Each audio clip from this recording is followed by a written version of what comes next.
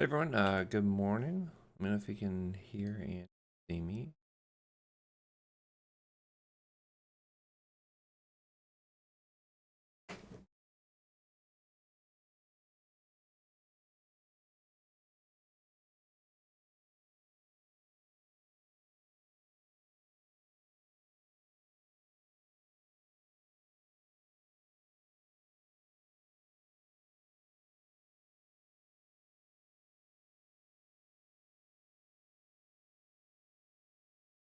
Not sure if anyone's there or not, but let me know if you can. You guys are in here. There, all right. Thank you, Sadie. Yeah. I just need a little confirmation. Signs of life. Huh?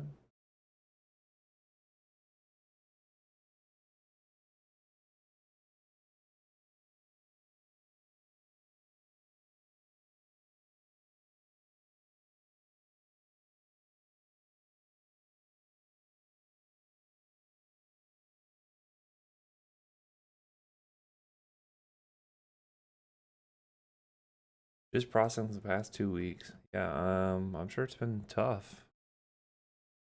PA school's no joke for sure, especially after having like a spring break and having to come back and get back in the swing of things. That can be tough. Sure.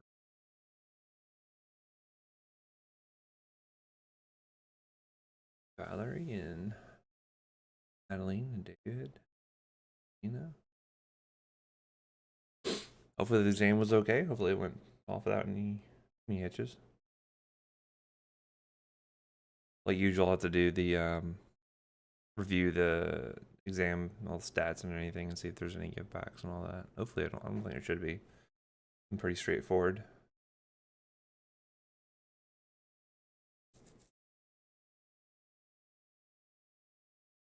Sylvina?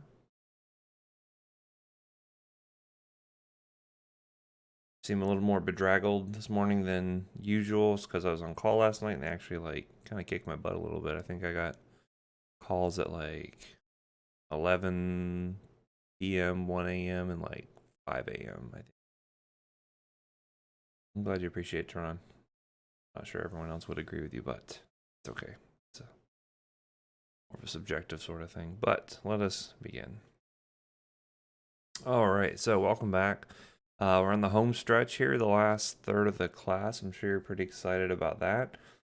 We're gonna finish up the Jerry section and then move on into, I think Endo is next. I have that posted up on Canvas, so you should be able to see that on the modules page there. If not, let me know and I can try to get that fixed up. As usual, questions on the chat or on the sticky board are totally fine. If it's anything about the exam specifically, I gotta, again, review the questions to see if there's anything. Maybe there's like a miskey or maybe there's something, funky going on, so I can check that out and then I'll put an announcement up for you guys. And then I'll get your assignments worked on, and then probably by the next week, and then I'll have the last prescription assignment posted up for you guys that week, because I can start working on that.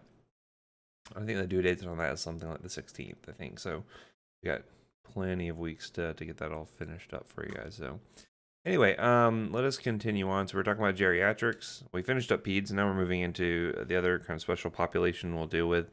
And this one here, you can see that, we've been kind of talking about this for kind of, one thing I forgot to mention, sorry, just checking. Yeah, so I know that your accreditation site visit is next week. I know some of you will be busy during our lecture time. So you can always catch back up, either, get into the lecture and as it's in progress, or you can watch it later if you want. If you have questions, just reach out. No reason why you can't still, get any kind of clarification you need. So just want to make sure everyone is aware of that. I don't want you to feel like you're drowning and having to watch a video later and not be able to get any questions answered. So just email me. It's fine. Anyway, these are a little bit of maybe a little bit outdated stats here, but I think it still stands for the most part. We're dealing with patients greater than 65. We know we have an aging population as our baby boomer parents perhaps are starting to get a little bit older. We're starting to see this certainly spike up here, and you're going to be dealing with this with the majority of your career probably is going to be geriatric patients, unless you're working in peds specifically or something. But the issues you're going to run into, and the thing I see problems with a lot of providers, is just getting like their actual assessment done from like a drug standpoint. This is something that frequently goes overlooked, and so I wanted to kind of hone in on this and sort of how we can make sure when we're doing our histories and physicals that we can try to get at those common problems that you're going to run into with patients and their medications, especially as they have more complex combinations of comorbidities and medications that they're on. So anyway, and two, you just want to ask them like, okay, are you having any side effects? How are your drugs working for you? You want to ask like functional status, right? You want to make sure that you're understanding, what are they able to do? What are they not able to do? Are they losing function? Are they gaining function? And all of that. And so, again, this is where having the interdisciplinary team is really important. Having, people like your dietitians, having your respiratory therapists, having social work, and all these different people that are looking at the problem from a different perspective sort of gives you a more comprehensive sort of view of you being the PA. You might be the kind of linchpin amongst the team there, kind of tying all things together. And of course, you can assess for, different things like, just basic things like being able to get up and grooming themselves or putting their clothes on, all the way up to more advanced sort of things where they can like go and participate in their HOA or, whatever it is that they do to kind of occupy their time. Those are the things you want to get at. Like if they say, okay, well, I used to, I was on the board for the neighborhood HOA, and then I had to kind of step back because of my health, right? Well, how come? Why is that? Like, what's changing? And those are things you can look at. In terms of assessments for elderly patients, there's a lot of different ones that are out there, but things that I like to focus on from a sort of drug standpoint that I think you can also sort of hone in on. First off, being nutrition. This is something that frequently kind of goes by the wayside a bit for elderly patients, especially if they're, by themselves, if they don't have a lot of good follow-up from their family members or loved ones.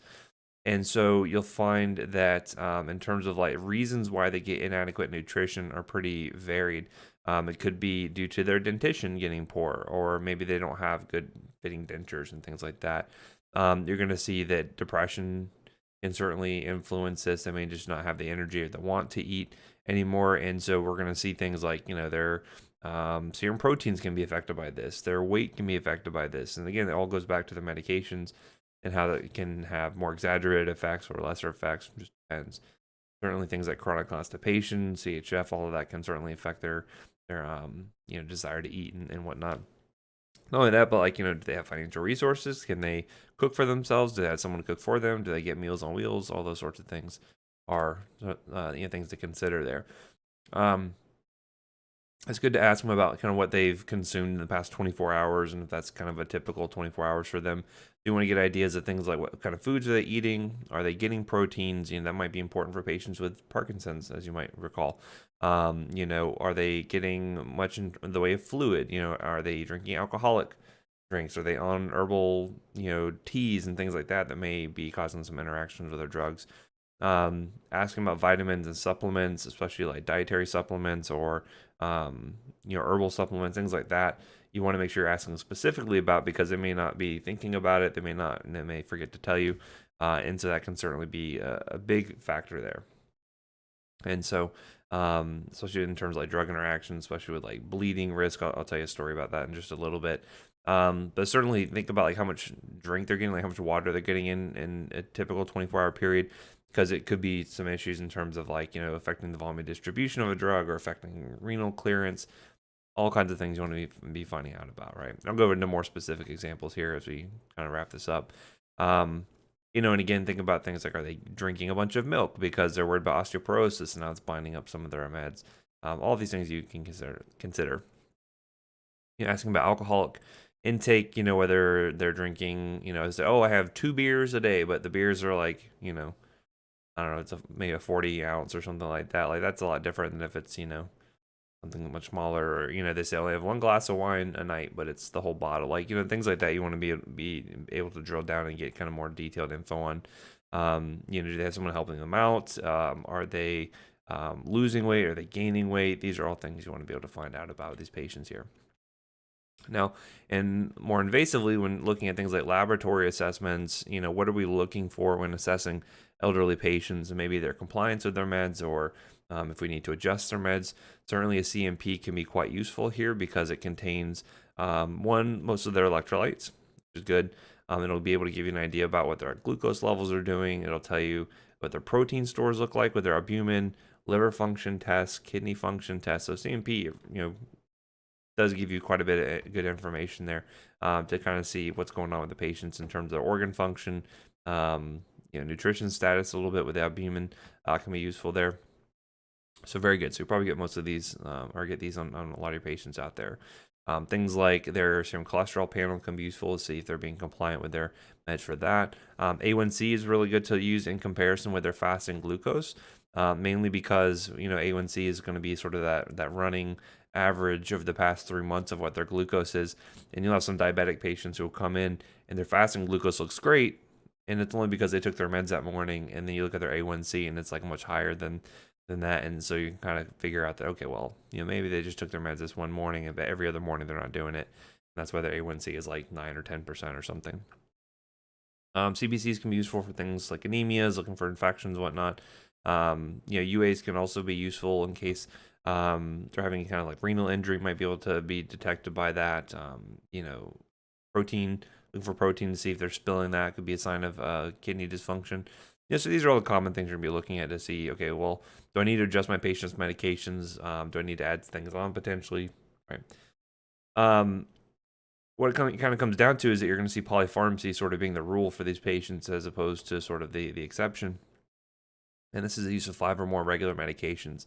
And we're seeing more and more people being on more and more drugs because they're living for longer.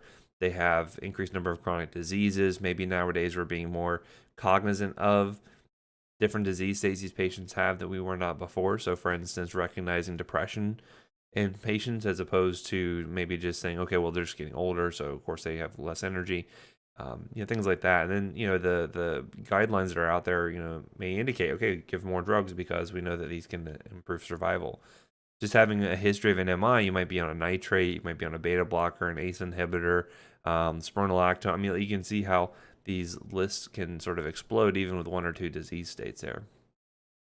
And so you'll find that as a patient's as their age increases and as their comorbidities go up, you can find that they can be on 12 different medications 5 times a day potentially. And as a young person, I think you'd be pretty hard pressed to even keep up with that kind of regimen, as opposed to if you're 70 or 80 years old. So it can be quite difficult in those cases there. And again, oftentimes when they get hospitalized, they end up coming out on more medications than what they went in on. Is again just adding to that complexity in addition to the fact they just had to be admitted for whatever reason, right? And so what we can see is we're going to see a lot more adverse drug reactions that pop up here, right? So just by adding on more medications, your risk goes up for sure. Falls are going to be a huge issue with these patients. So a lot of your antihypertensives, a lot of your CNS active drugs are going to make them more likely to have orthostatic hypotension. You're more likely to see dizziness, ataxia, falls, which can again lead to a lot of fractures, which is obviously something we want to avoid based on what we saw back in the I think where was that? I think the rheumatology section.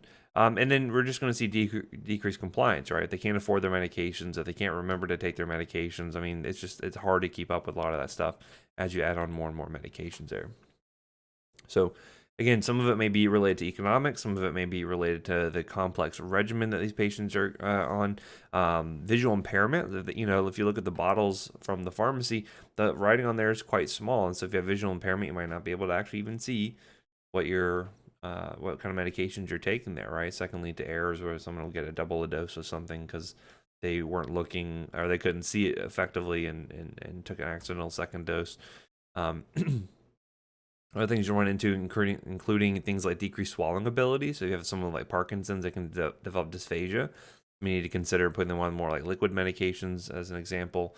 And then just like their willingness to adhere to treatment. At some point, they may just say, it's not even worth it to me. Oftentimes, the cure may be worse than the disease for the patient.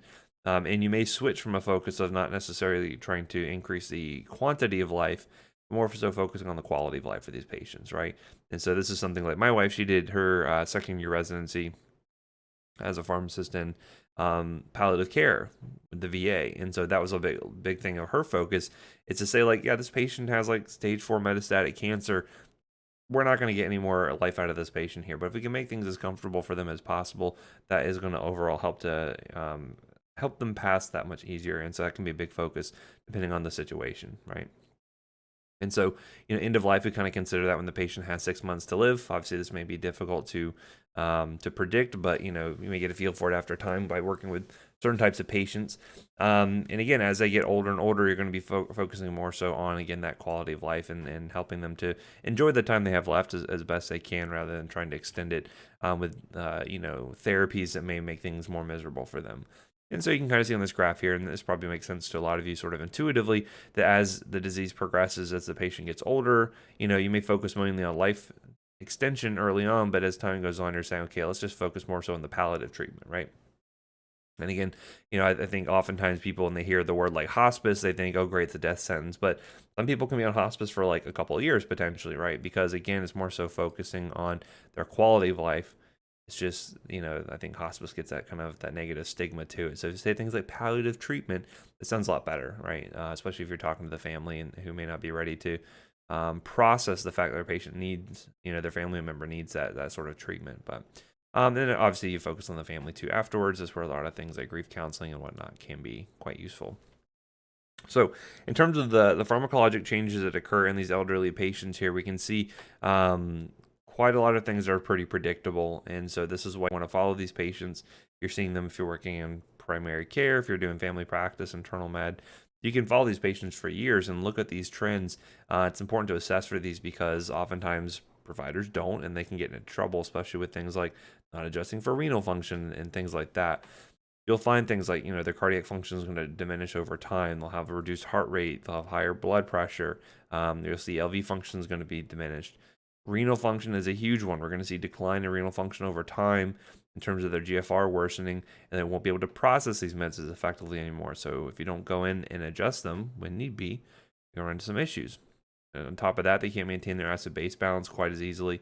And so even small changes in serum pH can really, throw them for a loop, as opposed to a young person who could adapt to that pretty easily.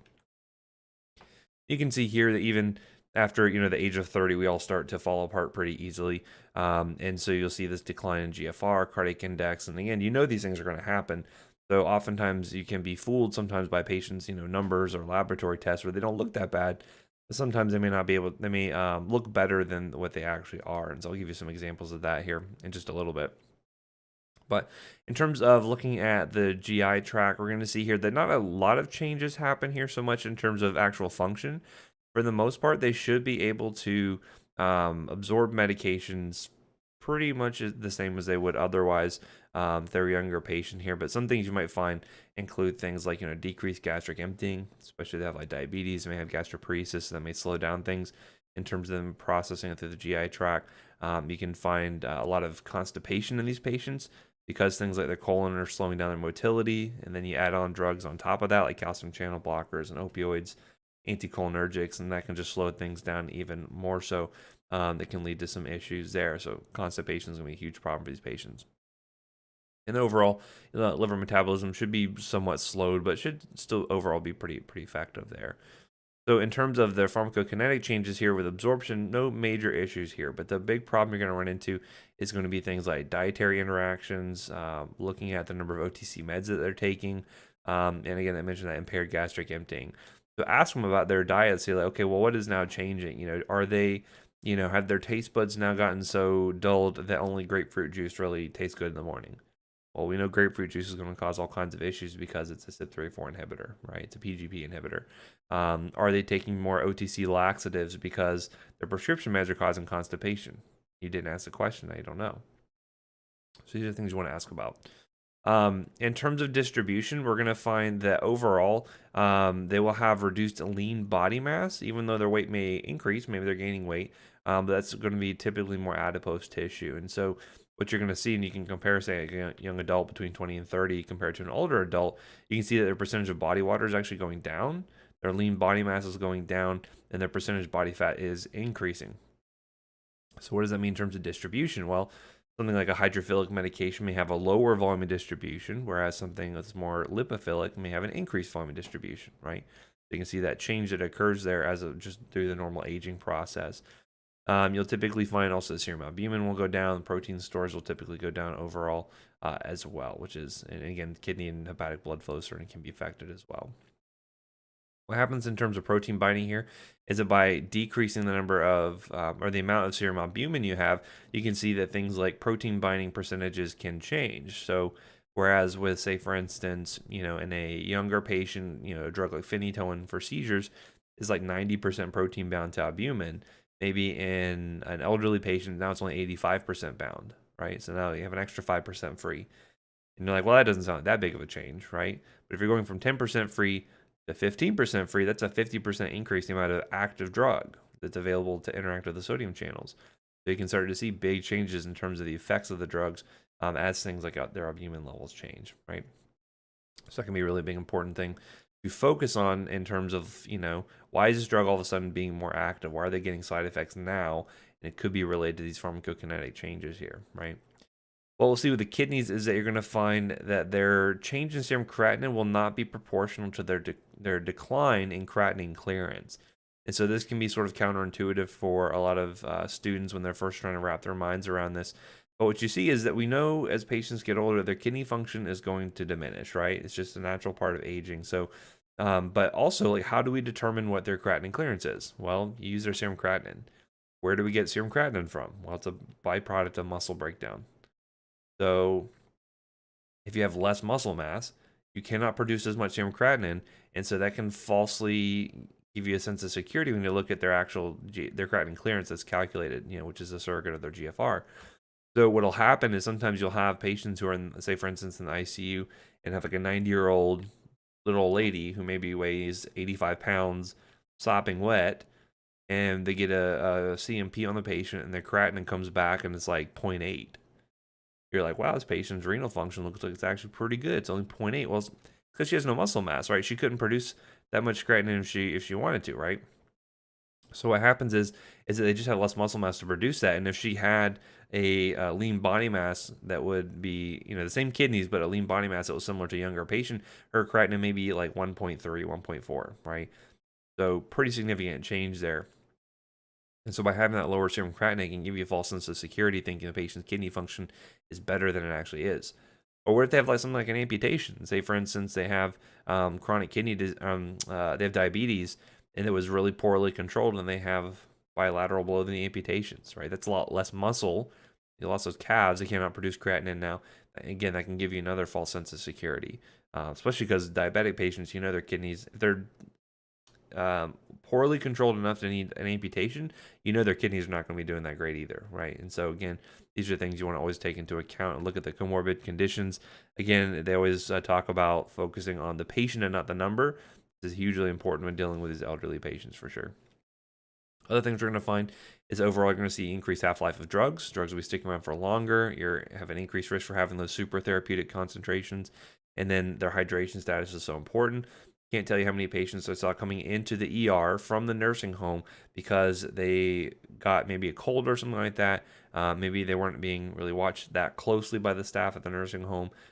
They weren't drinking for a couple of days and they just totally crashed. Their blood pressure, they have no blood volume to speak of to keep their blood pressure up. They're not perfusing the kidneys. They just get sick, really sick when that happens there. So hydration status can be really, really important from that standpoint. And again, I'm not going to have you actually calculate out the creatinine clearance here, but again, as you might imagine, this is the Cockcroft-Gault equation, which is most common. It will take into account the patient's age, which is all well and good, but again, if that serum creatinine is falsely low, then you're going to overestimate your creatinine clearance, right? Because if this is too low, the denominator is going to make this creatinine clearance go up, and so again, that will give you that false sense of security there. Here's again other ways we can try to look at this, and again, factor in, depending on which equation you're using, you may need to factor in different multipliers. So for instance, if patients are black, then you actually have you can increase that by factor 1.2 versus that they're females. I think a lot of this has to do with the studies that were done to develop these models. And again, are they perfect? Not by any means. Certainly as the population changes, we could probably use some updates here, but this is what's been working well enough for the past couple of decades. So I guess we're just going to stick with it until we got something better to use. So Again, you might see decreased drug clearance not only from the kidney side but also from the liver side. So imagine as well if you have impaired liver blood flow, say for instance due to something like CHF, you're just not presenting that drug to the liver to be metabolized, so it slows all of that down.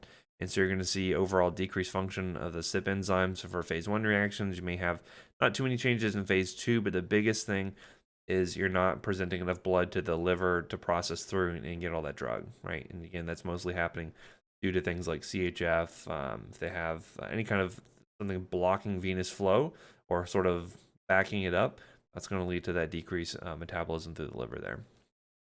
And so on the dynamic side, some people may feel that, oh, geriatric patients are just more sensitive to the effects of medications. And that's probably not totally true. Oftentimes it has to do with their ultra pharmacokinetics. So they're getting much more drug, they're getting a lot more bang for their buck because they can't process it out fast enough like a younger patient might.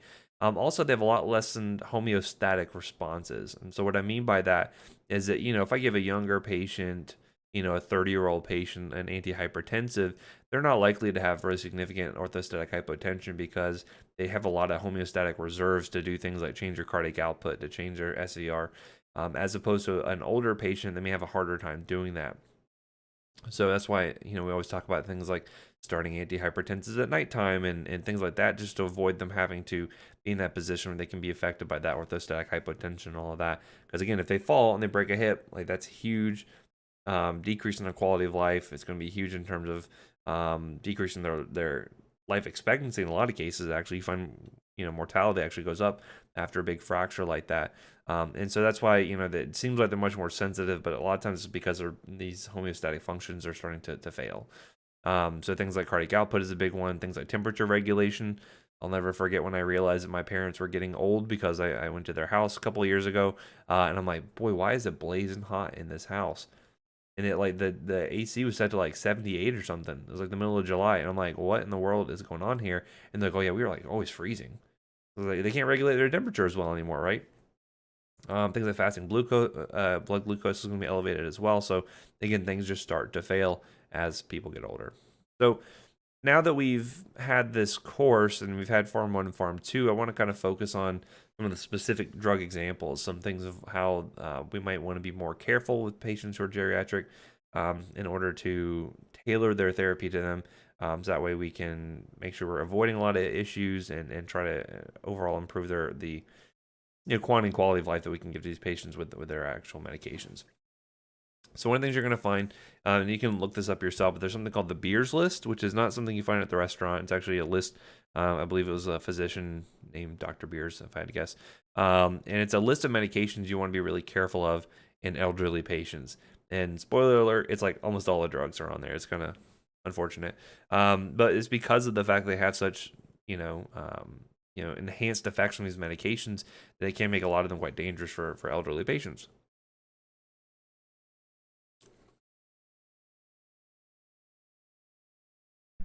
So, for instance, with like sedative hypnotic drugs, right? These are like all your benzos.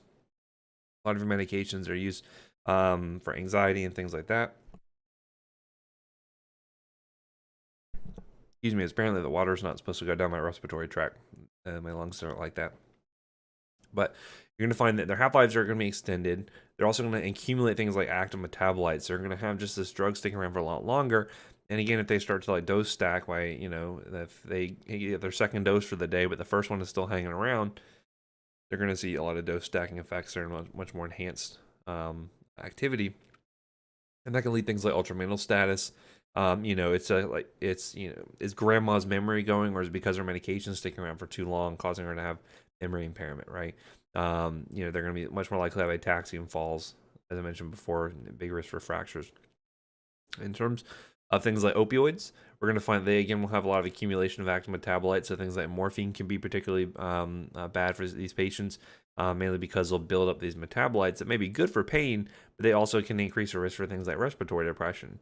And again, you'll find a lot of older patients with chronic pain who are going to be on an opioid, a benzo, and a muscle relaxant, right? And they all just synergize together. And again, if they can't clear the drugs, you're going to see a lot of problems from that. Things like lithium if they have a history of bipolar disorder, their kidney function is going to go down.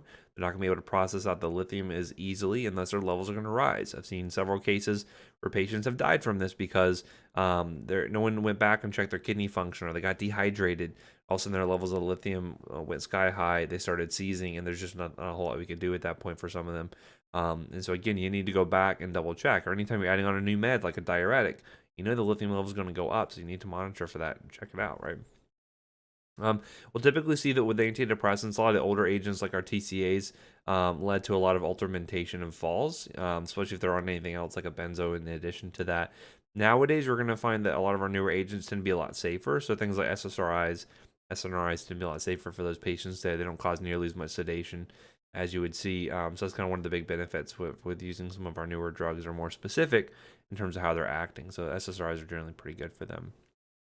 Antihypertensives can be particularly bad. So, for instance, with things that are direct vasodilators, things like calcium channel blockers, things like nitrates, things that depress cardiac output like beta blockers, all of them can lead to pretty significant orthostatic hypotension.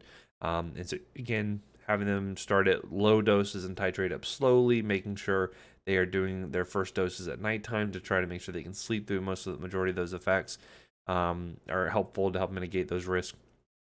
And then things like diuretics, you can see a lot of electrolyte imbalances. So again, that can lead to things like arrhythmia, hyponatremia, hypokalemia, things like that you want to be watchful for. So you may need to supplement in order to account for that. So you may still need to get rid of the fluid by giving diuretic, but you can at least supplement by giving some extra potassium, for instance. And then with antiarrhythmics, these can be really, really challenging. Again, you want to make sure that you have your cardiology specialists who are helping out with this, because again, you can find that not only they have poor hemodynamic reserve, meaning they do develop an arrhythmia. They can't really tolerate that very, very long at all. They will have more likelihood of having an electrolyte imbalance. So that aggravates the heart to be even more sensitive to the effects of the antiarrhythmics. And not only that, but some of your drugs are going to have extended half-life in the elderly patients. So things like, lidocaine or procainamide will have an extended half-life. They don't clear them as well. Thus, they can have those toxic concentrations increasing their risk for arrhythmia. Right. So again, monitoring is super important, especially if you're going to be seeing these patients over the course of years. You want to make sure that those changes are being taken into account to adjust their drug dose, to adjust their electrolytes, or whatever you need to do in those cases. And so we'll see that as they're on an increasing number of drugs, their chances for ADRs are going to go up, right? So say, for instance, your likelihood of having, a side effect with a single medication is 10%. By the time you get to 10 medications, it's going to be nearly 100%. It's probably going to hit that a lot well before then. On top of that, if you're getting OTC meds plus herbal medications, it just can cloud the whole picture there. And so just to give you an example, and one elderly lady who came into the ER for sudden onset ultramental status, and she had a history of AFib for which she was taking warfarin. And as she was getting older, we're talking to her family members, and she was concerned about her memory getting worse. And so she started taking an herbal supplement in order to help out with that. And so she actually ended up taking a supplement called ginkgo biloba. I'm sure most of you have heard of this. And just a handy rule of thumb with most of your dietary or herbal supplements, if it starts with a G, with ginseng, ginger, ginkgo, they all tend to have a little bit of a bleeding risk associated with it. For whatever reason, the G ones tend to do that. And so this lady decided to take ginkgo on top of her warfarin, and again, no one could really step in the way because she didn't see a provider about it. She just decided to take it. I did some Google searching and found it. Ended up causing that new onset ultramental status was because she had a massive hemorrhagic stroke. If you looked on the CT, it was like the whole, left side of her brain was just white, basically, from all the or from all the blood that was pooling out there. And again, the pharmacist can look at the CT and say something's wrong here. It's bad.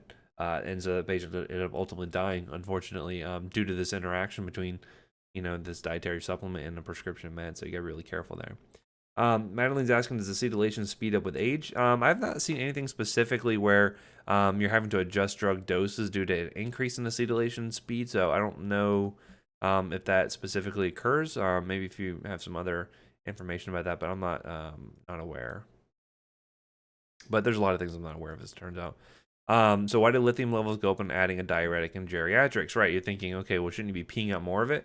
Not really, right? So again, this is why, I'm not sure if this specific example came up on the test or not. But when you're looking at meds that can affect lithium levels. Really, anything that affects your body and makes it go into a sodium retentive state will put you into a state where you want to hold on to lithium. So, for instance, if I give a patient a diuretic, so I give them some Lasix, that puts the kidneys into a state where the loop of Henle says, okay, I'm going to drop all the sodium off them. Those transporters are inhibited. Your kidneys detect that. It says, okay, well, you know, I'm losing too much sodium here. I need to do some compensatory responses to try to hold on to that. And so things like ADH gets secreted, things like the renin-angiotensin system gets increased. So put your kidneys in a salt retentive state. Try to hold on to that sodium so that way it keeps your blood volume up, right? When it does that, it also holds on to lithium. So it's a very common thing I run into. It's either like NSAIDs or diuretics or like an ACE inhibitor that is usually going to lead to this increase in lithium levels as a result of that. So anytime you're holding on to sodium, you're holding on to lithium. And again, that's how we get rid of lithium primarily, is we give them a lot of NS. We'll just kind of try to give them as much NS as we can in their fluids, and that actually helps to speed up the elimination because we're giving them more sodium. And so the kidneys say, hey, we have enough. They'll get rid of it in the urine there. Okay. Other things to look at, again, it could be your fault, right? It could be a prescriber error that has led to an issue here. So not taking into account their age-related changes that occur there. It could also be related to things like compliance errors. That they have maybe a misunderstanding about how to take their medications, or maybe they have old medications that were supposed to stop, but they never got the message about it, for instance, even though you told them, but maybe they're kind of info overloaded. And then seeing multiple providers is a huge, huge issue here. And this is something I want to implore all of you to hopefully be able to help out with that. So again, if you are, say for instance, you're working like in primary care and you're seeing these patients for, their blood pressure management or whatever the case may be, and you notice that they're seeing a psychiatrist and they're doing their psych meds. You see that they're seeing a cardiologist who are doing their cardiac meds. You see they're seeing an endocrinologist for their diabetes. And they have all these different providers ordering all these different medications, and no one's really talking to each other. You may notice they have a pretty significant interactions going on there. You may notice they're having a side effect. Oftentimes, what the instinct is to not do anything. You're like, well, someone else ordered this. I don't want to step on their toes, professionally speaking, so I'm not going to make any changes, right? Even though there may be something going on there, you may say, okay, we'll go speak, talk to your cardiologist and see if they can change that, and then the patient forgets about it, or they don't schedule the appointment or something like that, and it just keeps happening, right? What I implore all of you to do is to kind of be that change you want to see in the world, so to speak, and pick up a phone, call that cardiologist, be like, hey, listen, we have an interaction here between this medication and this other med that their psych doc is ordering. What do you want to do? What do you think we should do? I have some ideas. Let's compare notes, right?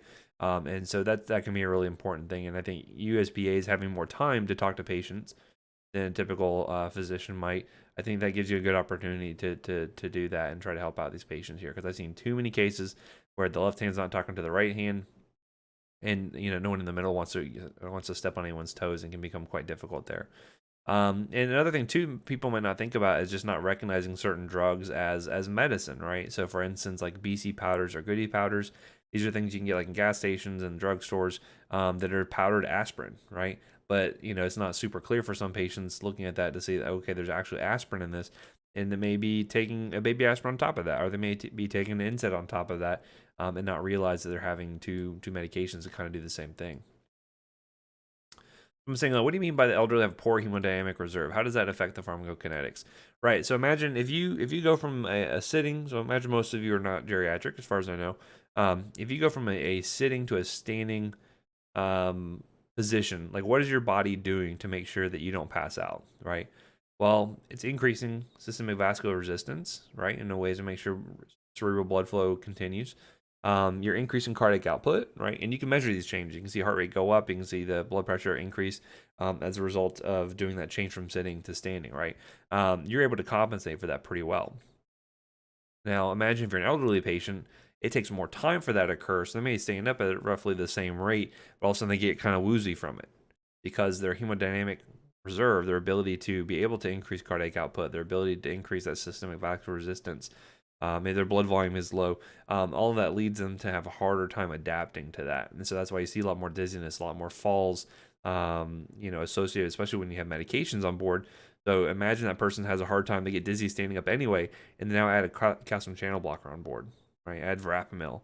Now, so they can't increase their blood their heart rate as well. They can't increase their blood pressure as well unless they get even more dizzy, more ataxic, and they fall. So that's kind of what we're talking about. That's more to do with a pharmacodynamic sort of interaction there, as opposed to the pharmacokinetics specifically. The kinetics might be more so that they are just not able to process the drugs as easily, either due to renal function or hepatic function. And thus now the levels of the drugs are even higher, which just exacerbate the pharmacodynamic sort of actions you're seeing there. So hopefully that makes a sense, but if not, let me know.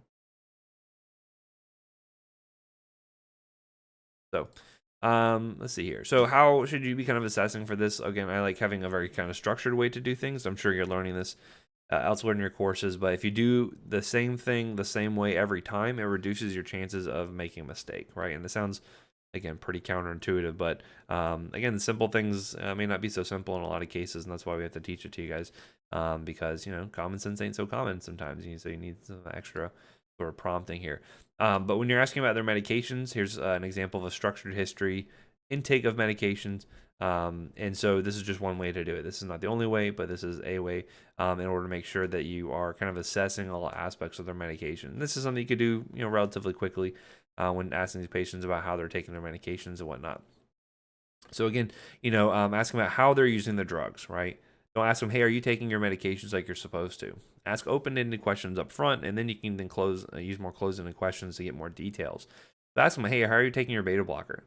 Are they taking it one time a day like they're supposed to or not? That they can tell you that. And so if they're taking it incorrectly, you can catch it right there. Like, wait a second, you said you're taking it one time a day. This label here says you're supposed to be doing twice daily. What's up with that? And they can tell you, okay, well, my cardiologist changed it. Like, okay, now that bottle's out of date and we need to maybe make an update to that, for instance.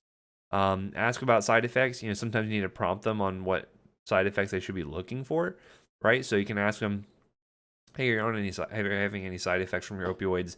And they're like, nope. And then you ask them, like, when's the last time they had a bowel movement? They say a week ago.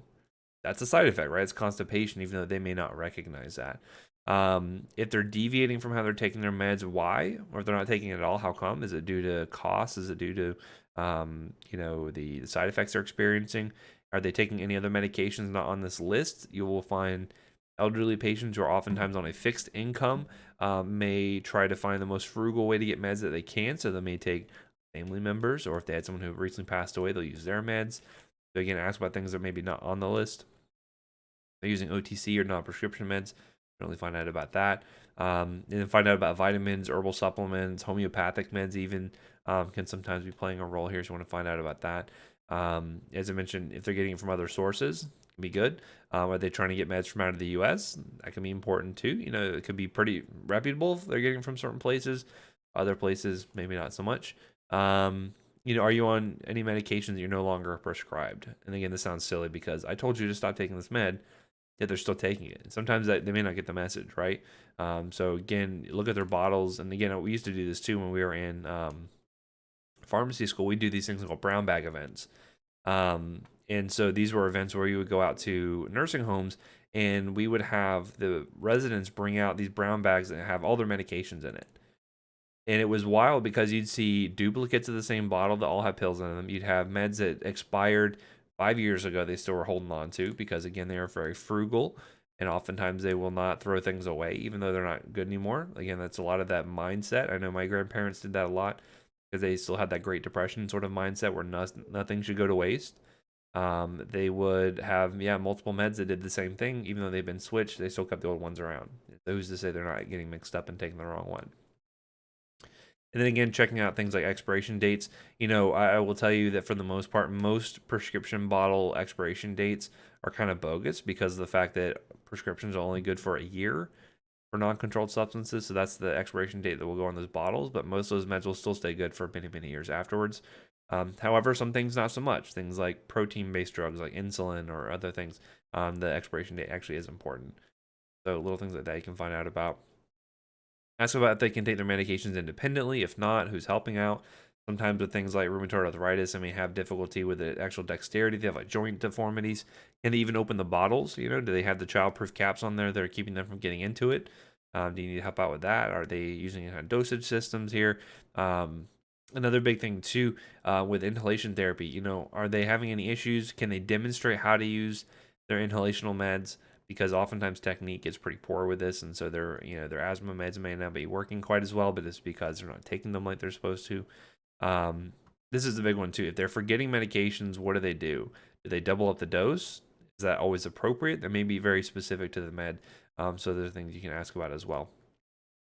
And so that's kind of it. That's kind of like the main things you want to kind of consider. Again, some of this may seem kind of or sort of obvious, but again, it may not be obvious to everyone. So I just want to make sure we kind of talk about it from a sort of complete, holistic sort of standpoint.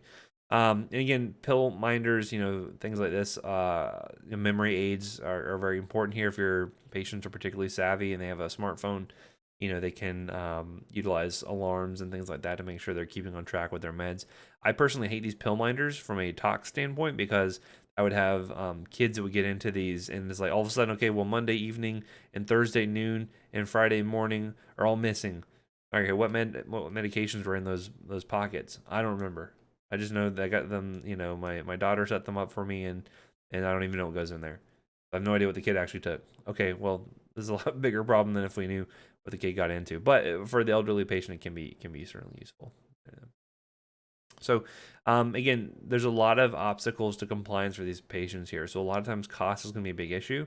You may have a drug rep come by and sell you on this great new NSAID that's out there, but if it costs a lot more than ibuprofen, does not do your patient any good if they don't have insurance, right? Try to make sure you keep the regimens as simple as possible to make sure that if you can do things one time a day, twice daily, it's a lot easier than if it's staggered 3 or 4 times a day. But that may not be easy, right? Imagine if they're taking bisphosphonate that has to be taken by itself. They have to take an iron supplement. They can't be taken with other meds. You can see how it gets pretty confusing in terms of how to stagger all that out. And there's cases just of intelligent non-compliance, meaning the patient is telling you they're taking it like they're supposed to, but they're actually not. And it could be related to side effects they're experiencing. It could be related to cost issues. It could be related to they just don't like the way that makes them feel. They just don't want to take it anymore. And then, of course, like the actual physical ability for them to take the drug. Are they having dexterity issues? Are they having, issues swallowing? These are things you can assess for and try to kind of work around if possible. You can change the doses for them. You can try to give them, if they're having a problem with the inhalational med, give them a spacer. Things like that can all be certainly helpful. So anyway, so just kind of a quick review there of the Jerry patients and kind of the things you like to think about from a drug standpoint. Let's see. Any questions up on the board right now?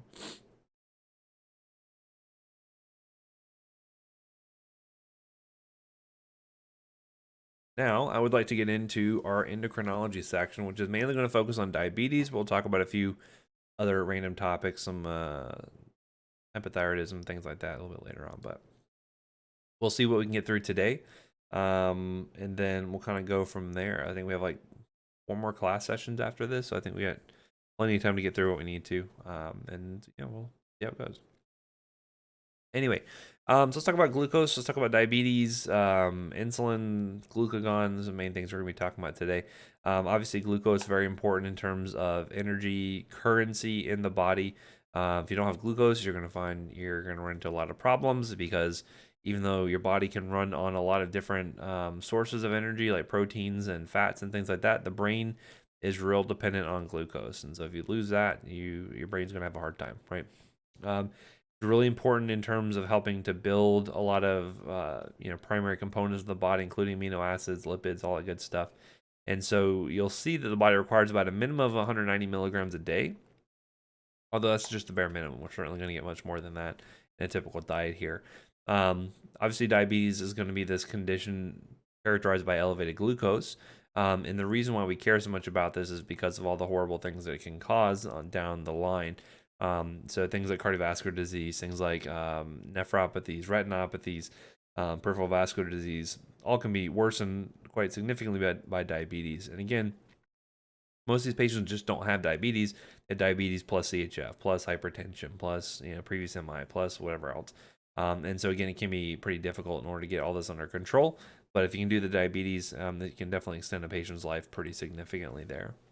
Certainly I'm not going to get into the diagnosis aspects, but things we're looking for include sort of those primary signs and symptoms like polyuria and polydipsia. Certainly glucose is going to be the big thing we're measuring there, along with our A1C. Obviously certain fasting levels, random levels we can all look at in order to determine does this patient have diabetes or not? Now, looking at the various types, we're going to see we'll mainly focus on type 1 and type 2. We'll talk about gestational diabetes a little bit in the OB-GYN section at the end of the class here. Type 1, you're going to find that these patients are not able to generate their own insulin. They've generally had some sort of autoimmune condition that has wiped out their beta cells. They need exogenous insulin for survival. Type 2 diabetes, you're going to find that they have an issue to where they have more of an insulin resistance issue, usually due to chronic high levels of glucose in the body, usually due to diet and things like that. Some of them will require insulin, but it's not going to be guaranteed. So there's a lot of oral meds and other types of meds we're going to use for them as we get into it. In terms of morbidity and mortality, typically for type 1 patients, it's more so the renal failure. So the nephropathies that can happen with type 1 diabetes. And then for type 2, it's usually going to be more the macrovascular complications, so things like heart attack and whatnot will oftentimes lead to these patients dying. You know, it's not necessarily their high glucose is killing them, it's just the complications of having chronically high glucose over time, right? In terms of type 1 with risk factors, again, it's probably genetic, likely, you know, maybe there's a environmental component to it. With type 2, it's much more so about lifestyle, you know, obesity, and certainly ethnicity might have a role to play here as well. So certain different ethnic groups may have a higher propensity for diabetes than others, but a lot of times lifestyle is going to be one of the major determinants there. So when looking at our different cells in the pancreas, we're going to find that we mainly focus on the alpha and the beta cells. Beta cells, obviously, we know are going to be promoting fuel storage. They promote growth. This is where all of our insulin is going to be coming from. The alpha cells are going to be more so about mobilizing energy, usually through the actions of causing glycogenolysis and gluconeogenesis. So this is where glucagon comes from. And so you're going to find that alpha and the beta cells are very antagonistic to one another. We're going to see some changes that occur in patients with diabetes versus those who maybe have you know, normal processing of insulin and whatnot. So what we can see for these patients over time is we're going to see the beta cells become basically destroyed over time. They will become less and less effective. And you're going to find your alpha cells actually tend to be suppressed or secreting too much glucagon. So you're going to see this imbalance to where someone with type 2 diabetes is not going to be able to produce enough insulin, and they're going to be producing way too much glucagon. Someone with type 1 diabetes, and more of the issue for them is they just have this autoimmune destruction of their beta cells, thus they can't produce the insulin. Okay, kind of the main difference between those two there. And again, you can lose a lot of pancreatic function before you really start to have someone with a diagnosis. We have a lot of reserve function, which is good. But once you get to a certain point, again, you may have limited ability to sort of reverse course. And so kind of once the damage is done, you know, you kind of have to kind of work around that depending on the situation there. But anyway, let's focus on type 1 diabetes first because I want to talk about insulin and the various types and forms that we have, and then we'll get into the oral meds and things we have for type 2 diabetes. As I mentioned, type 1, you're having this extensive loss of beta cells, and we're basically going to be seeing that they require exogenous insulin in order to survive, right? So this is going to be, you know, pretty important for them if they don't have access to their insulin due to they lose it or cost or whatever the case may be. Like that can be a pretty big deal, right? It can be deadly potentially. So insulin itself actually is originally formed as proinsulin. It actually can be cleaved into two components, C-peptide and actual insulin itself. So it kind of comes as a pro-hormone that can be broken down to its active component there.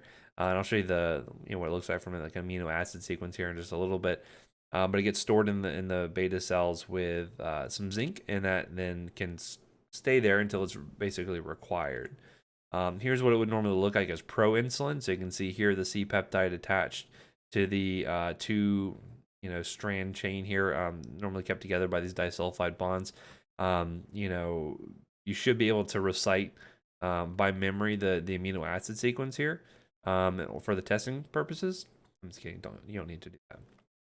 But point being is that this is what we're going to be supplying for patients who have type 1 diabetes. We'll see there's different ways we can actually modify the amino acid sequence here, and that can have a big change in terms of how fast the insulin works, how long it works potentially, and so this is a big site for modification. But also notice that this is a protein, and thus you cannot take this orally because your GI tract would chew it up just like you would a hamburger or steak or something like that, any other protein. So it's important to consider this needs to be injected most often. probably 99 times out of 100. There's an inhaled form, but we're not going to focus on it too much because not too many people use it. And so this is an injectable product. And so again, if you have a type 1 diabetes diagnosis, you might be injecting yourself for the rest of your life, right? We'll talk about some ways we can kind of work through that, and some ways we can try to modify their regimens or use different tools in order to help have as low of an impact on their quality of life as possible. So basically, we'll find that the liver clears the majority of insulin, about 60%, but the kidneys are responsible for about 40% of it, and it has a relatively short half-life.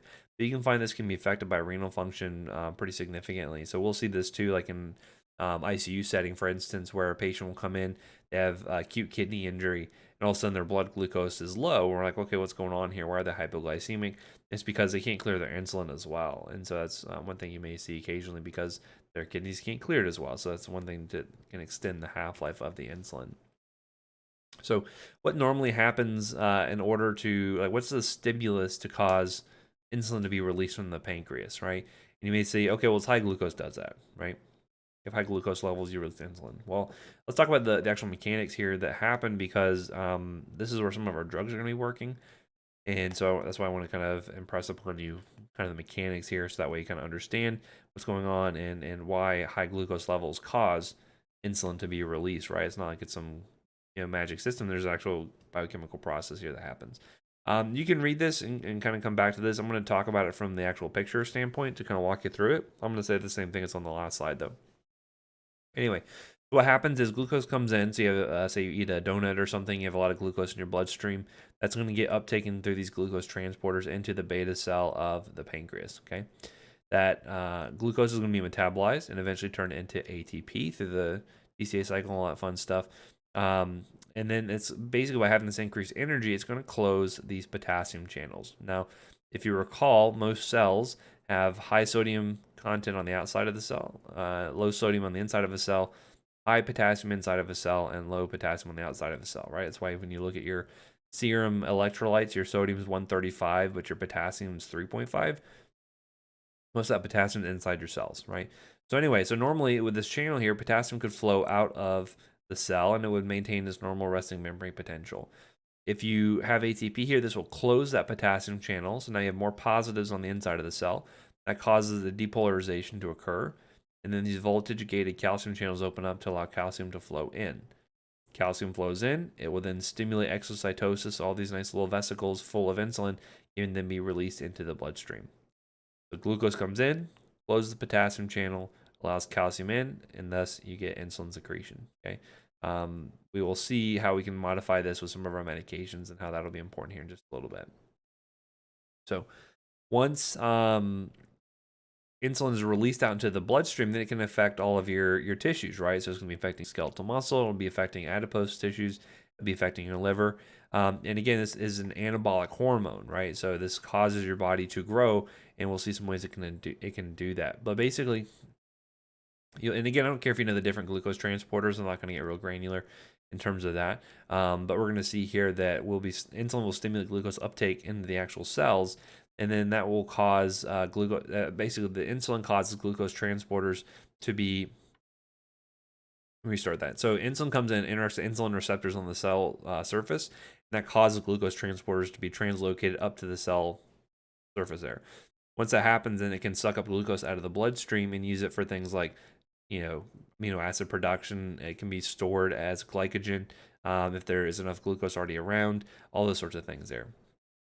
I apologize, the picture is a little bit more clear though. You may not think it looks clear, but I'll kind of make it simplified for you. But basically what you can see here is insulin will come in and interact with insulin receptors. A lot of things can happen here, right? Because insulin, as I mentioned, is an anabolic hormone. So it causes a lot of things with like growth changes and whatnot. But the big thing we're going to be focusing on here is when insulin comes in, it causes these glucose transporters to be shuttled up into the cell surface.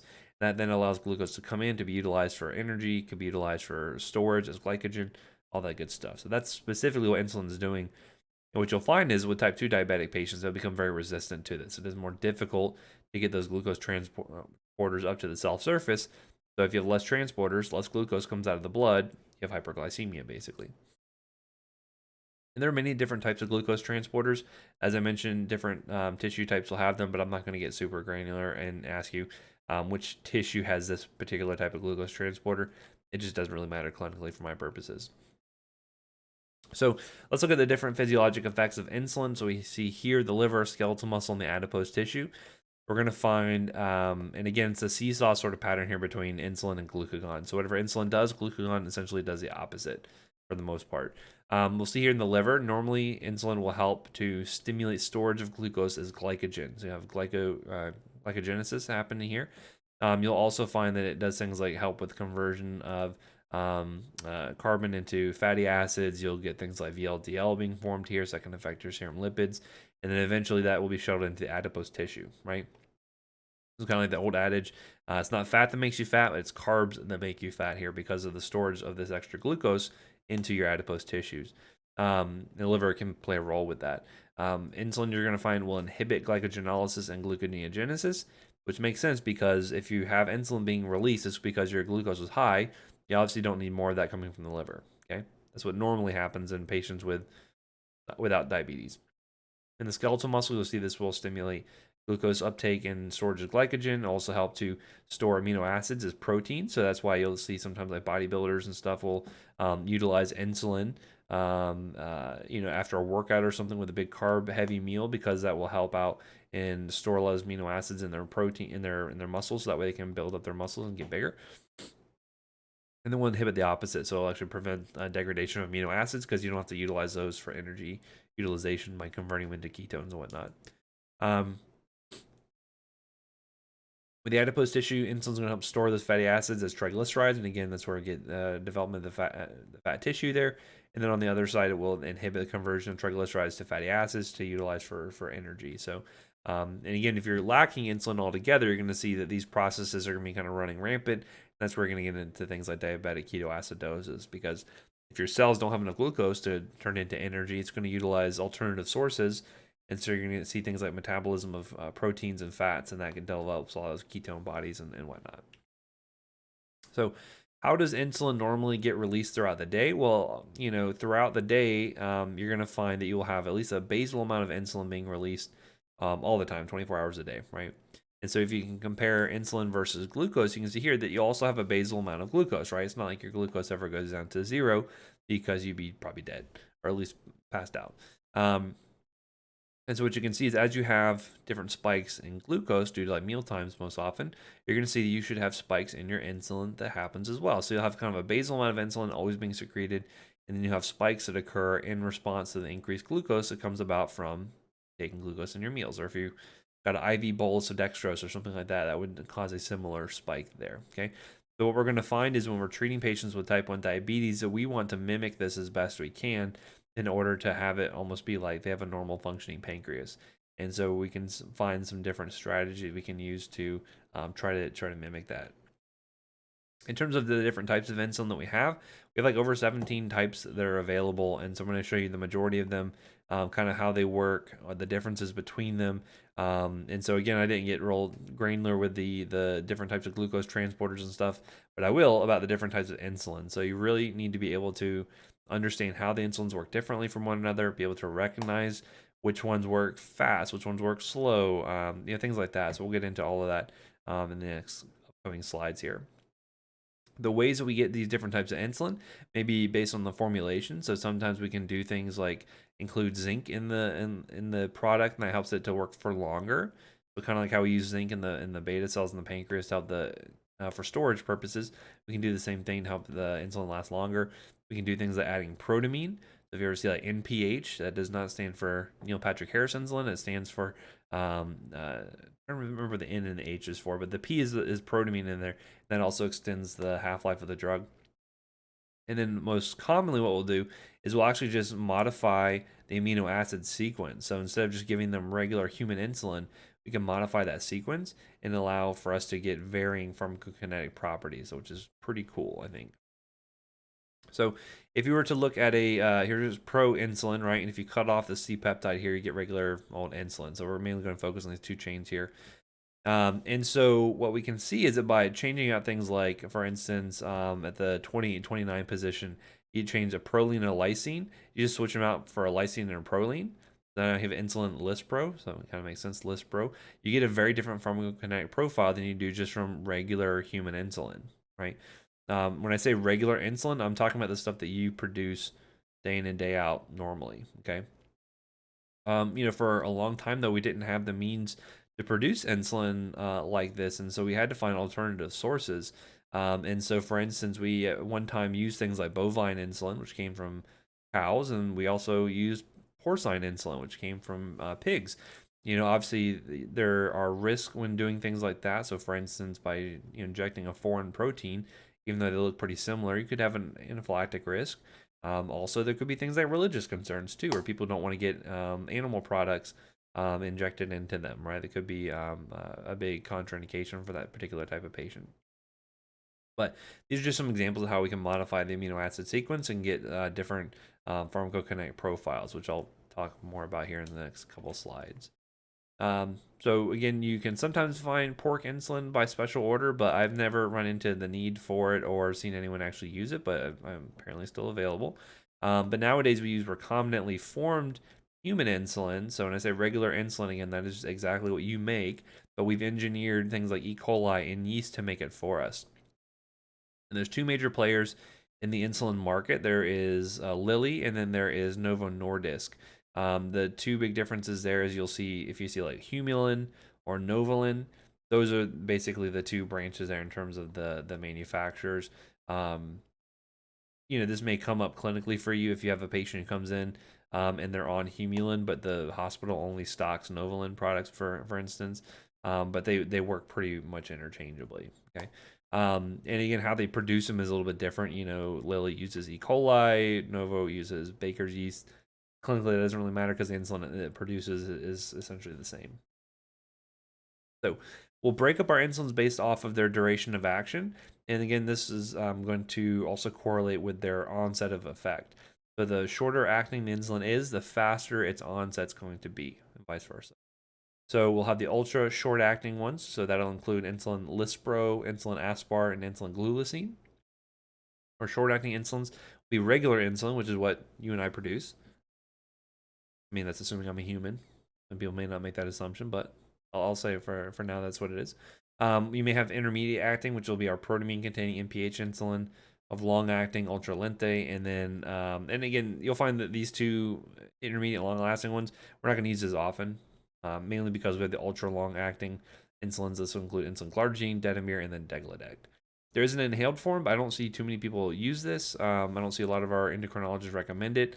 Again, I mostly see pediatric diabetes. I don't see a lot of adults, so your mileage may vary depending on where you practice and what your patient population looks like. Here's what their sort of activity profiles look like between the various types of insulin. So you can see here that if they have a short duration of action, they'll typically have a pretty intense peak sort of effect.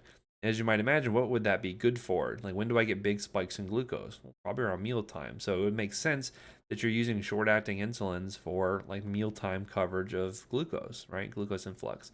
Whereas on the other hand, something very long-lasting like insulin glargine is going to be able to last for about 24 hours or so. You don't really see much of a peak effect here. And so this is good for replacement of that basal insulin that the patient is not able to produce on their own, right? And so we'll see the different ways we can use these various types of insulin, which is why it's so common to see type 1 diabetic patients on maybe two different types of insulin products to cover both short acting needs and for the long acting needs as well. So as I mentioned, in terms of how do you get insulin to your system, nowadays it's because these are protein based, they have to be injected, right? So mostly sub-Q injection of insulin is the far and away the most common way to get it into the patient. Normally they can inject it into their abdomen. They can rotate the side around fairly easy, although it is certainly a big impact on terms of the patient, having to inject themselves for the rest of their lives potentially, right? As I mentioned, there's an inhaled form here, which you can see, but I don't see a whole lot of utility, or not utility, but I don't see a whole lot of use of this. And it's also a lot more expensive. And again, it really depends on inhaler technique and things like that. But this would be a short acting insulin that would be used called a Freza. Again, my experience with this is pretty limited. Otherwise, we can use, and you can get like just the vials of insulin that can be used, and the patient can draw it up with their needle, syringe, and all of that. Oftentimes, they'll also come in portable pen injectors, where basically it looks like a marker or something like that, and you can attach a needle onto it, dial in the dose of insulin that the patient requires, and then inject that subcutaneously. That's pretty nice because again, you don't have to worry about drawing up the insulin yourself. So that can be good from a compliance standpoint. And then there are continuous subcutaneous infusions. So this is really sort of good for patients who are very with it in terms of their diabetes management. I'll show you some of the different regimens and ways we can try to dose insulin just a little bit. But basically, you can see here, this is actually the first sub-Q insulin pump that was developed here. You can tell by the picture, it's actually pretty old. And imagine having to carry that around 24 hours a day with you, trying to go to school and stuff like that. It looks like you have a proton pack from the Ghostbusters on or something. And so, things have certainly gotten a little bit better. Nowadays, this is what common insulin pumps look like. I know most of you are probably not old enough to remember pagers, but it's about the size of a pager, maybe a little bit smaller. And these are pretty neat because basically there's a reservoir here that contains the insulin, and then there'll be a sub-Q catheter that is the provider would basically insert this into the patient, and you will then have can control the actual device here to be able to supply you with basal amounts of insulin throughout the day. And then as they eat their meals, they can program in boluses of insulin in order to deal with that. So it's almost like they have like an artificial pancreas that is infusing insulin into the patient, 24 hours a day. So this is really good from a compliance standpoint. It's really nice from like a patient. They're not having to inject themselves all the time. So there are a lot of benefits to this. However, there's going to be some challenges, which we'll run into in just a little bit as we'll talk about. So these are the different types of insulin we're going to run into. Don't worry so much about the options here. This is just to give you an idea of like the different dosage forms you can run into. So whether it comes with like a vial or a pen, but I'm not going to ask you to memorize this on for testing purposes. What I do expect you to know is which insulins fall into the rapid acting versus short acting versus intermediate versus long, and be able to identify those based off the name. And again, I'll include the brand name along with that, but anyway, so our ultra rapid acting insulins include Humalog, which is insulin Lispro, Novolog, which is insulin Aspart, Apidra, which is insulin glulicine. I think logarithmic, I think big, exponential increases of things. To me, that makes sense in terms of thinking about how it is really fast acting. Apidra, you just need to know is ultra rapid acting.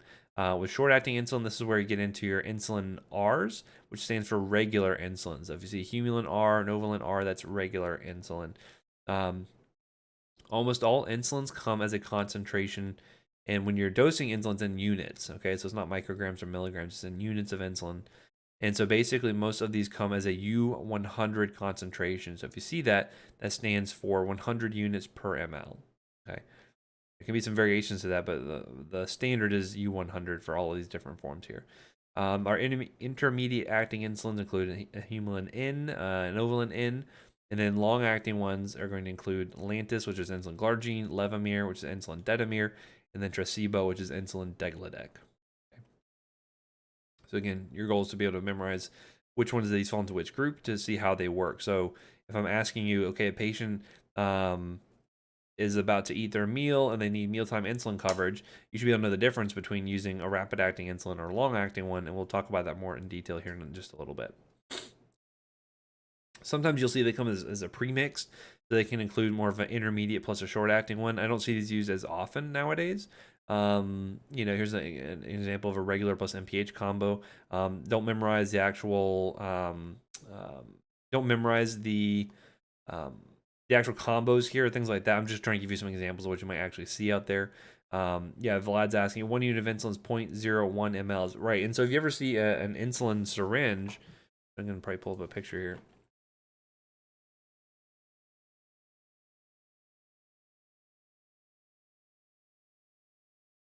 Sized image here.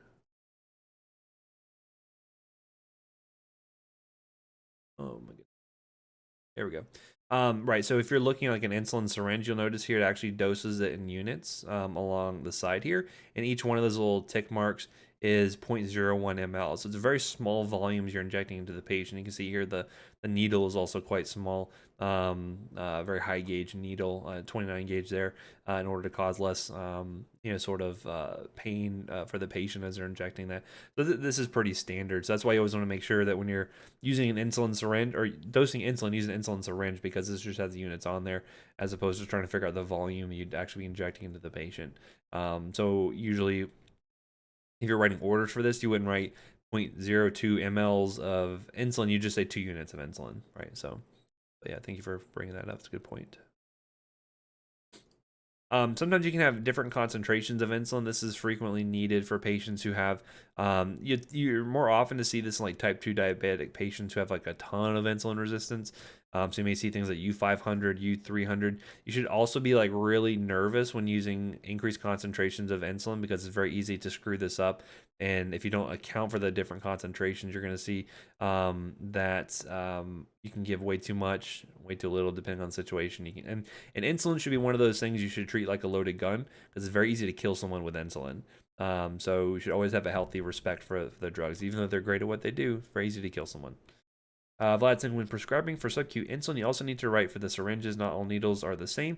Vary by gauge, but also increments on the side. Like the one with half unit increments. Yeah, very good. And so you'll see that too. If you were to, you may not be the people actually prescribing all this stuff, but if you look at like the med list or the prescription list for a patient with like new onset type 1 diabetes, you'll see they'll have their glucometer, they'll have all the testing strips, they may have like ketone strips, they'll have their syringes, they'll have their needles, they'll have the actual insulin itself. I mean, they'll have glucagon maybe, like, so they'll have like a dozen prescriptions they're getting just to cover all the supplies and sort of extra stuff that they need there. Yeah, and if you need to get as granular as half unit increments, those can also be quite useful. Sometimes we'll see that in the little ones as opposed to older patients who may not need it, but really depends on the situation there. I guess I can show you a picture of the insulin pins though. So like insulin pin. This is what these would look like. So you can see here it looks kind of like a marker. And so they would dial in the dose on the end here, how many units they would need.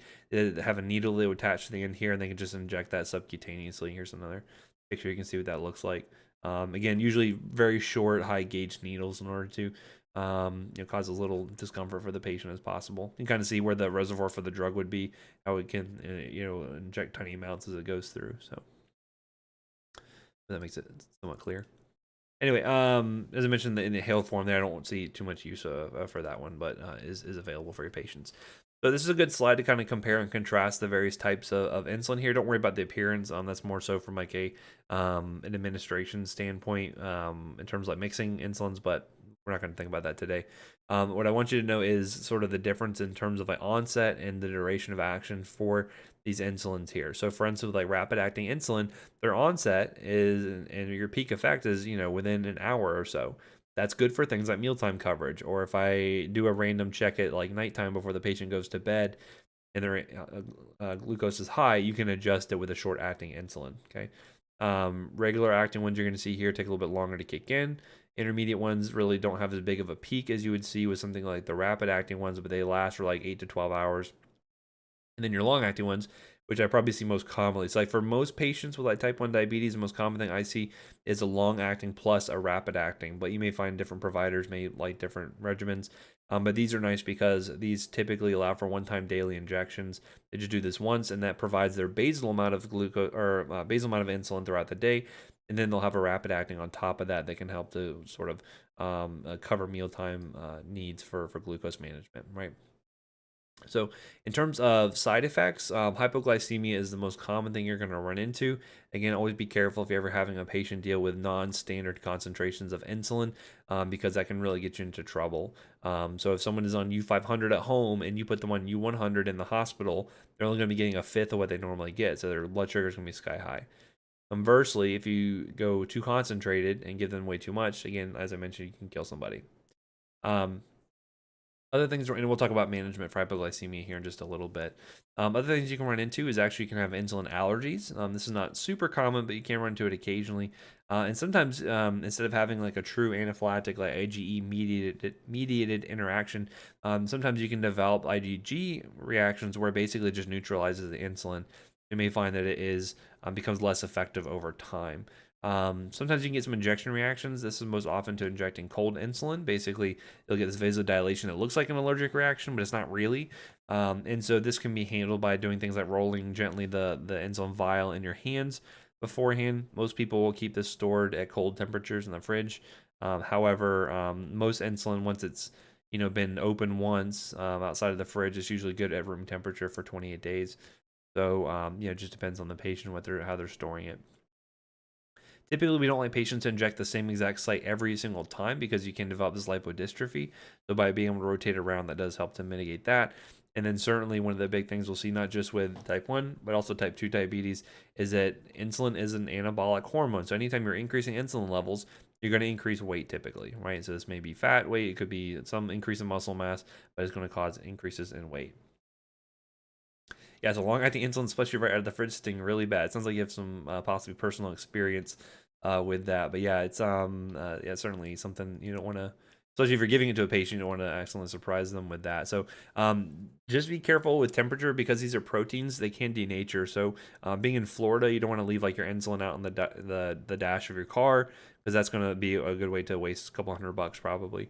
But and always be gentle with proteins. You don't want to shake them up because they can get kind of foamy. And once they do that, the insulin's basically coming out of solution and it's not going to be injected anymore. So don't shake it up. Just a gentle rolling in the hands is usually enough to try to get it nice and warmed up there. So. Oh, that's a good question. Is there a way to tell if someone committed suicide by overdosing their insulin? Are you asking like for personal use purposes? Is there anyone you're looking to get rid of, perhaps? Because there is actually. So interestingly enough, if you were to have someone who say they had an insulinoma, say they had like a tumor that was releasing insulin, you could detect that because as they release that insulin, they'll have sort of a one to one ratio between C peptide and insulin, their regular insulin, right? So you could actually measure between that and determine if it was their own insulin. If I'm injecting exogenous insulin, there's no C peptide with it. So you could tell if I gave someone like a humulin overdose, if I injected them with a couple hundred units of humulin, you can actually find that they would have very low C peptide levels, and that would be indicative of an exogenous source of insulin, as opposed to if it was their own insulin, they should see that C peptide be levels a little bit higher. Not yet, but maybe. Well, don't announce it here. This stuff is recorded in perpetuity, so you just outed yourself. Now, I've had a few patients who have tried to inject themselves. They may take like a whole pin and try to inject like 300 units of long-acting insulin subcutaneously. That can be really tough to manage because again, it has a really long half-life. And then if you have this, the sub-Q little bleb full of insulin, you could see that absorbing over the course of a couple of days, right? So that could be days that they're in the ICU on a dextrose drip. I've seen some case reports of it actually being excised out, so they have like a big, if you can actually still see where the insulin was injected subcutaneously. I've seen a few cases where it was actually excised. I wouldn't say that would be routine, but fortunately, most of these patients are not intentionally trying to harm themselves. But does it come up every once in a while? Yeah, for sure. Hopefully kids won't be accidentally injecting themselves. That would be pretty difficult to do. Them having to attach a pen and a needle and stuff.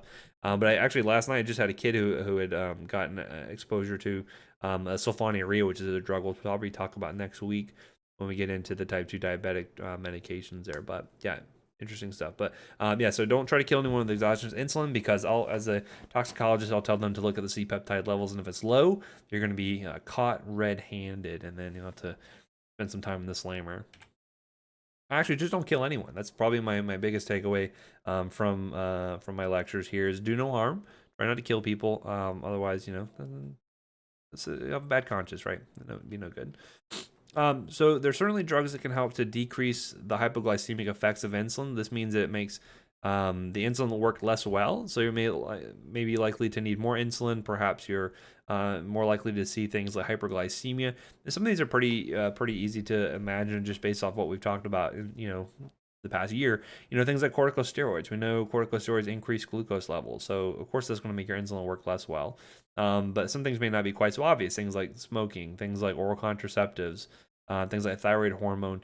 Really anything that increases the activity of your sympathetic nervous system, whether it's things like epinephrine or thyroid hormone, is going to stimulate the liver to release glucose. Because again, if you're in a fight or flight state, your body wants to release glucose from the liver.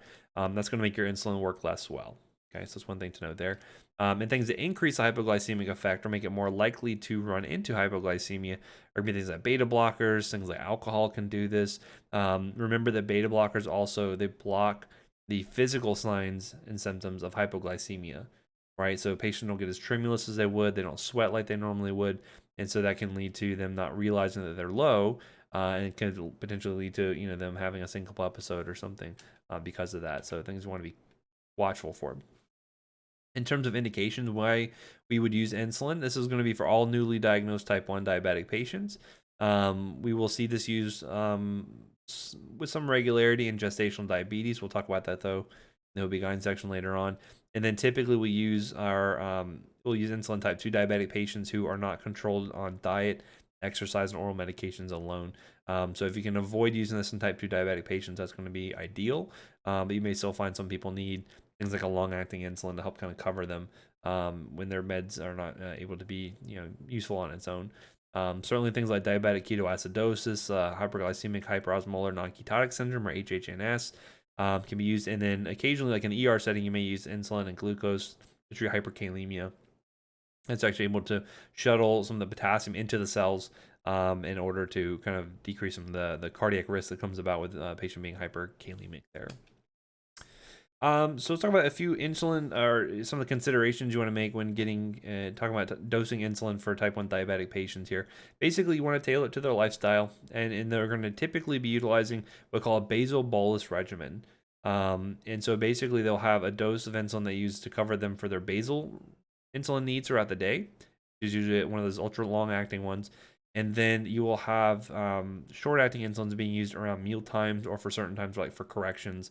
I'll show you in just a little bit. So oftentimes this means that they're going to have multiple daily injections, which again is not great if you're like 6 and all of a sudden it's like, hey, guess what? You got to inject yourself the rest of your life. Not fun, but some is something we may have to deal with, right? And oftentimes like the most well controlled like on it sort of patients I run into are like type 1 diabetic kids. Like they just like they know how to carb count, they know how to do their insulin pumps. I mean, like they're just like little whiz kids. And certainly get a lot of respect from me because I probably couldn't do that when I was a little one, but what you're going to find is that sometimes we can get away with using a sub-Q insulin infusion, but there's going to be some drawbacks to that, which we'll look at in just a little bit. And the general rule of thumb is that the more often you're injecting the patient, the more tight of glycemic control you can get, but it's more complex and you have a bigger risk for causing hypoglycemia. Less often you're injecting the patient, you're going to see less risk for hypoglycemia, but you're also going to have more loose glycemic control, meaning you may not be able to hit your goals in terms of what you want for their resting glucose to be, their A1C to be, and things like that. So it's kind of a double-edged sword there. So when dosing insulin, you need to match their carbohydrate intake along with their insulin needs and along with things like physical activity. If you're being physically active, you need glucose. So you probably don't need as much insulin in those cases there. So you may need to adjust it based off if they're going to go work out or if they play sports and things like that. And again, their goal is to try to maintain as little disruption to their normal life as possible due to their diabetes, right? And so, as I mentioned as well, we're going to be dosing our insulin, so it's trying to mimic the pancreas as much as possible with both long-acting and short-acting insulins here. And again, based off of the onset, the peak, and the duration, well, using that to match their meal patterns, their exercise schedules, and all of that. And again, it'd be nice if we could inject these patients once or twice daily, but oftentimes it does not provide tight enough control. And again, this is specifically for type 1 diabetes. So this is what we would normally want like to mimic, and you can get pretty close to this when you have something like an insulin pump that is constantly infusing insulin into the patient there, because it does provide both the basal and the bolus doses needed to cover those mealtime increases in glucose. And so I think I have a slide here in just a second, but as I mentioned, you're going to see that insulin dosing is based off the carb intake and their exercise. Usually patients will have what they call an insulin sensitivity factor, or insulin sensitivity index. Sometimes you'll see that, and that is basically trying to tell you what is how much of a change in glucose does this patient get from 1 unit of insulin. And so that'll be based off of their insulin resistance, will be based off of a lot of different factors, but basically how much glucose change can you expect from 1 unit of insulin. And so based off of that, you can kind of match that up with their carb intake and be able to figure out, okay, if I'm getting this many carbs in my meal, based on my insulin sensitivity factor, how many units of insulin do I need to take, right? So again, it's really important they do things like carb counting. That's why a lot of apps and things like MyFitnessPal can be really useful here, because now it provides you with like a pretty much an instant database looking for the carbohydrate of different foods and things like that. Insulin correction factor, yeah, it's another one you'll see being used there as well. Another term for it. And so we'll use these along with the carbohydrate intake in order to kind of figure out how much they're going to need for that meal there. As I said, long-acting insulins are usually taken either in the morning or evening, sometimes twice daily. Most often, though, I normally see once daily dosing for that. And then a couple of different things you may run into. I mentioned the carb counting. And then there's also what we call the sliding scale. And so sometimes you'll see this being used for patients who are maybe like inpatient, especially like type 2 diabetic patients. But you can use this along with the carb counting. And basically, by using ultra rapid acting insulin around meal times, you can basically take a preprandial glucose reading, figure out where the glucose is to see if you need to give any insulin to cover for that, plus whatever carbohydrates they're getting into. And so that way, they should maintain relatively normal glucose levels throughout that. All the glucose that's coming in through their meals can get out to the tissue where it needs to go, and should be doing its thing. And again, these patients are typically not insulin resistant, right? It's just the fact they can't produce their own, and so you're replacing what they would normally be producing from the beta cells. Okay. So how this might look with a couple of different regimens here. So here is what would you'd see with a normal plasma glucose concentration. Again, here you'd have your normal basal glucose levels, maybe around 70 to 80, something like that. And then this is what normal plasma insulin concentrations would look like as a result of response to glucose influx. And again, you can see a tiny basal amount of insulin being released there throughout the day, along with the spikes due to meals. So a couple of different ways we can do this. Here's an example of using something like a regular insulin along with an NPH insulin, so intermediate plus a short acting. And you can see here they'd inject themselves once in the morning time with both of these insulins. This would help kind of cover them from the breakfast time and then around lunch, and then they would inject themselves in the evening time, probably before supper, and that would give them coverage for that mealtime glucose, and then along with the NPH kind of covering them throughout the night. Okay. That'd be a twice daily injection here, but again, you're going to see it doesn't really provide as tight a control as you would normally like to see, because again, you're relying on the intermediate acting insulin to cover for that lunchtime, which may not be able to really do as effectively. So another way you could do that would be to use a really long acting form, something like an ultralente plus a regular, or you may want to think about this as being something like an insulin glargine or detamir, those ultra long acting ones, along with a rapid acting like insulin aspart or lispro. And so basically they would have one injection of the ultralente in the morning, and then you would see the ultra rapid acting insulins being taken at meal times, right? So again, they'd have a 3-time injection. Usually I'll see like a nighttime injection as well based off of what their glucose is prior to going to bed. So sometimes you may see that occasionally there.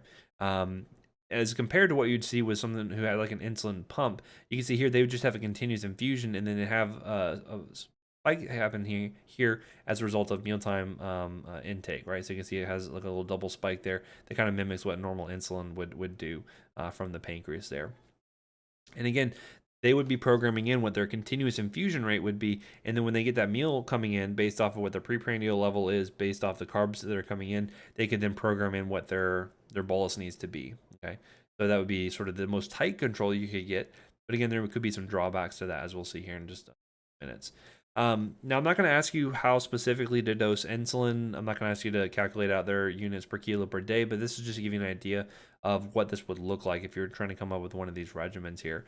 Now, I may ask you something like, which of these insulins would be most appropriate for mealtime correction, or which one of these would be most appropriate for like basal control of glucose throughout the day, and those would be things you'd want to know about the different types of insulin.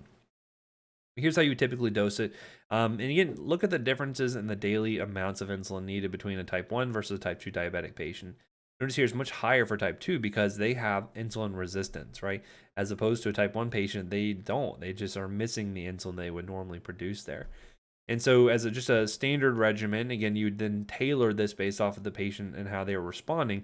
You could do something like 50% as their basal. So if you're doing like say point, all right, now I have a little example here, but you do 50% as their basal, and you do 50% as their bolus. So you'd kind of divide that up for their various meal times throughout the day.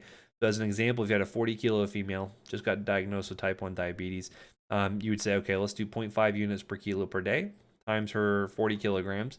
So she needs a total of 20 units per day. Okay, so you do 50% of that. In this case here, you could do something like insulin detamir sub-Q BID. You could do that 5 units BID, or you could do 10 units in the morning. Right, either one of those would be fine. That's 50% of our total daily amount as the bolus, or as a basal. And then for their bolus amounts for meal times, most people probably have a little bit heavier carb intake in the morning time if they get their cereal or pancakes or whatever. They could do 20% at breakfast, Be about 4 units of insulin lispro, 15% at lunch, 15% per dinner, unless you get your other 10. Okay. Again, they're all kind of a little bit different, so that'll be like a good starting regimen. But then you correct them, and then you adjust it based off of what their insulin readings look like. The most glucometers have a really good ability to track, and you can actually get printouts of all of that. You can export that data to see what their glucose levels were like throughout various points in the day, throughout the, if it's a month or something between you see them.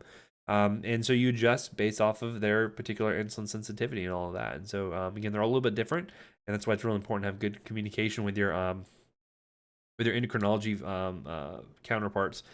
So for instance, if you're like if you work in peds, for instance, you're in the surgery department and you're doing the follow-up for a kid who came in for surgery, but they also happen to have type 1 diabetes, you may still be responsible for their insulin, right? And that's where you can work with the endocrinologist in order to make sure their regimen is done appropriately there. So hope that makes a sense in terms of how we would do this with a typical regimen for a type 1 patient. Now, insulin pumps, as I mentioned, are really nice because they basically simulate what a pancreas would normally do. However, it does require the patient be really on it in terms of them understanding their diabetes, understanding the calculations they need to go into, giving themselves the appropriate doses there. And so they need a lot of extreme attention to detail, because if they don't pay attention to it, normally your pancreas can shut down insulin production if you have low glucose, because it's designed to do that. But this is a machine, right? So it's only as good as how it's programmed. And so patients really need extensive training. I've seen little kids, like I've seen 8, 9, 10 years old, who know these things backwards and forwards better than I ever will, right?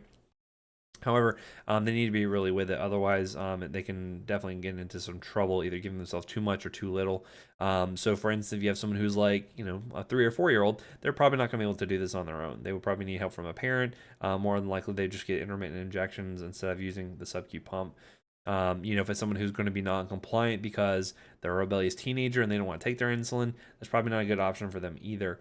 And so it needs to be someone who's like really with it. They're invested. They want to take care of themselves. All of that.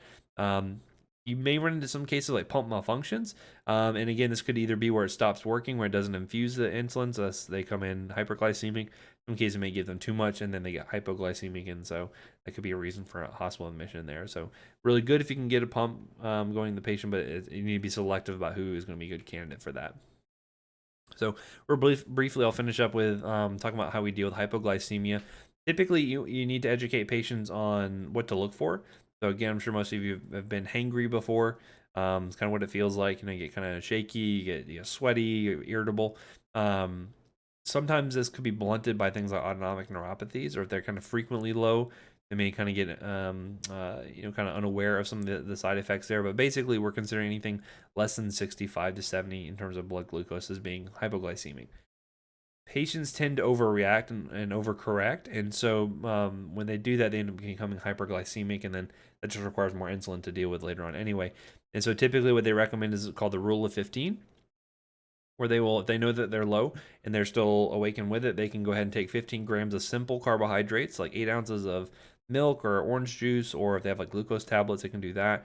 And then they'll check their glucose in 15 minutes, and they'll see where they're at. They're still less than 70, then they can repeat that process there. Okay. Again, they may feel kind of miserable at first, but eventually as the glucose starts to kick in, it's absorbed very quickly. It'll then, help to correct a lot of those symptoms that are there.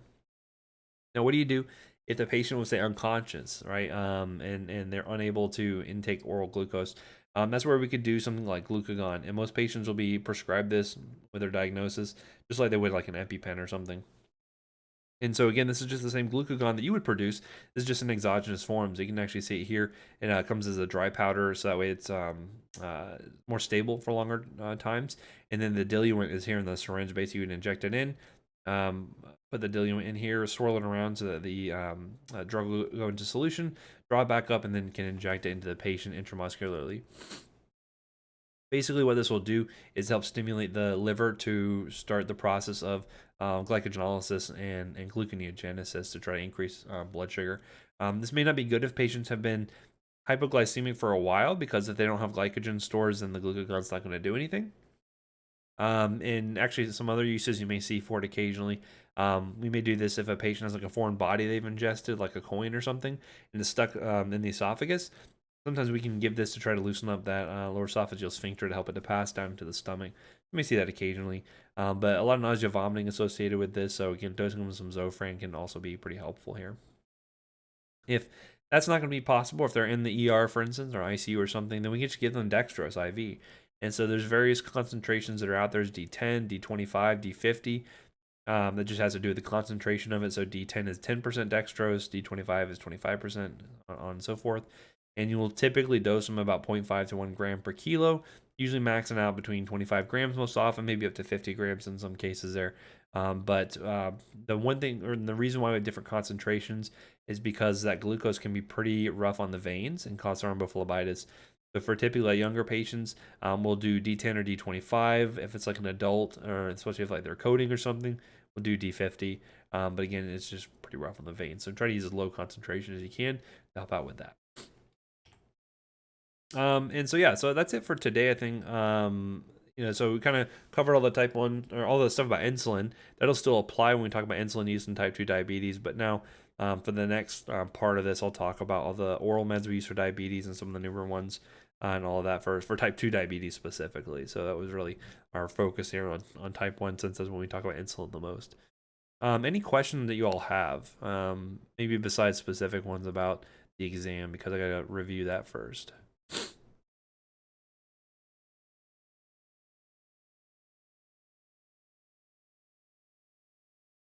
Anything at all. I know I've already gotten several emails that I can see here, people asking questions about the exam, so hopefully I can get back to them today.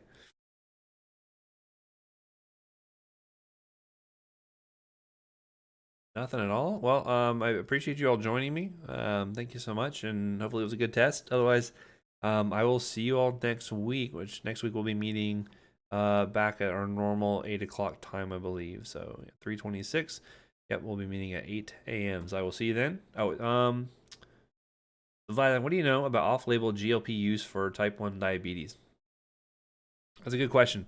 Not a lot.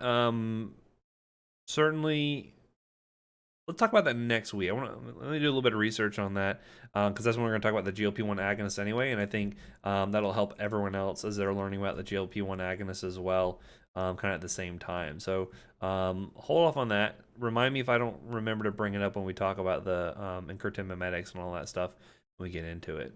That way everyone can kind of benefit from the convo. So that's probably not super satisfying, but yeah, let's do that. Yeah, otherwise, you guys have a great weekend, and I will see you all next time.